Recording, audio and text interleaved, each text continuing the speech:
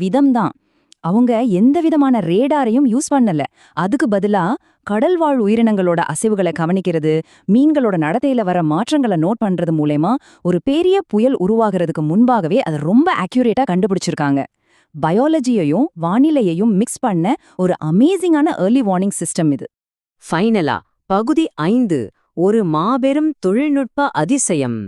இவ்ளோ நேரம் நம்ம பார்த்த இந்த தமிழ் அறிவியல் நுட்பங்களை உலக வரலாற்று பின்னடியோட கம்பேர் பண்ணி பார்த்தாதான் அதோட உண்மையான பிரம்மாண்டம் நமக்கு புரியும். ஐரோப்பியர்கள் பல நூற்றாண்டுகளுக்கு பிறகு நடுக்கடல்ல திசை தெரியாம தவிச்சிட்டு இருந்த அந்த காலகட்டத்தை கொஞ்சம் நினைச்சு பாருங்க.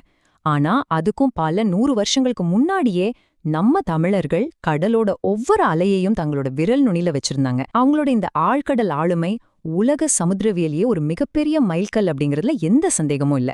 இறுதியா உங்களை சிந்திக்க வைக்கிற ஒரு கேள்வியோட இந்த அலசலை நான் முடிக்கிறேன். உலக வரலாற்றுல இதுவரைக்கும் முழுமையா பேசப்படாத இப்படிப்பட்ட மாபெரும் தொழில்நுட்ப அதிசயங்களை போல நமது பண்டைய அறிவியல்ல இன்னும் எத்தனை ரகசியங்கள் வெளிவராம உறங்கிக்கிட்டு இருக்கோ? இந்த ஒரு சிந்தனையோட நாம விடைபெறலாம். இந்த தகவல்கள் உங்களுக்குள்ள ஒரு புது தேடலை ஆரம்பிச்சு வைக்கும்னு நான் நம்புறேன். நன்றி.